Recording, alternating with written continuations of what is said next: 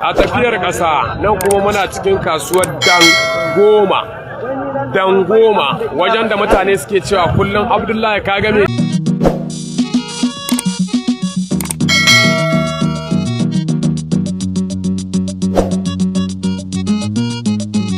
Nijar da yawo gaba ɗaya, amma har yanzu ba mu ganka cikin Dangoma ba. A nan ne kamar yadda kuke gani masu kallon mu da sauraron mu, duk ɗan Dangoma in ya ga wanga titin ya san ina ne a cikin kasuwar Dangoma.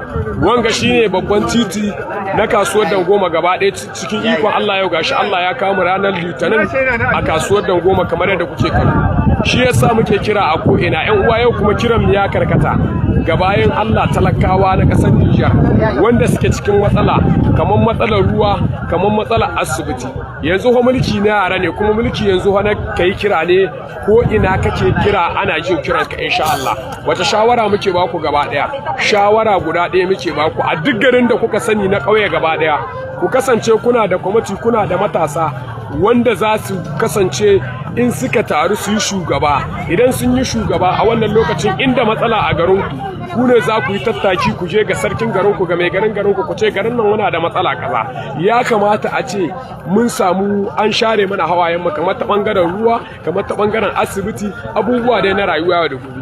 Duk inda matasa suke muna kiran su dare rana su kasance suna da kwamiti, kuma suna da kungiya, kuma su kasance suna da haɗin kai. Amma wanda za a ba jagorancin matasa a kowane gari, a kowane gari, a kowane jiha, a kowane kwaman, ya kasance mutum ne wanda aka sani mai dattako. Saboda inda ka ji an ce za a hada kwamiti ko kuma za a hada wani abu na ma'amala, to yana bukata amana, kuma yana bukata alkawari. To muna kira a duka matasan na kasar Nijar gaba daya, a duk inda kuke ku kasance, a duk garinku, wallahi ko ina ku kasance kuna da shugaba. Ba wai mai gari ake ne, mai gari ma gabacin shi daidai ne, amma yana da kyau a ce kuna da shugaba wanda in kuna da kira kaza za ku yi ta tayi ku tai ko wurin mayar kinku, ko wurin sarkinku, ko ma wurin gwamnan ku kai kukanku.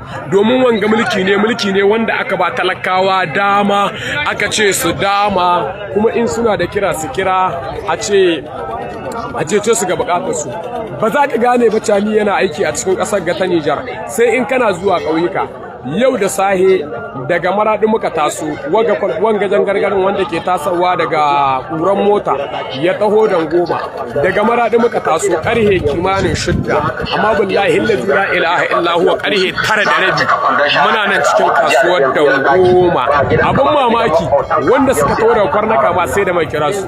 Kai jama'a, cani namiji ne, dole ne a jingina mai, ana so ko ba a so. Na rantse da Allah, cani yana aiki a ƙasar ga.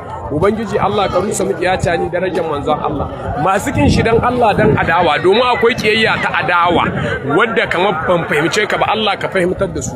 Wanda kuma suke kin shi sun gane hasada ce, ya Allah ka rusa su, Allah ka mana maganin su daraja Annabi Muhammad.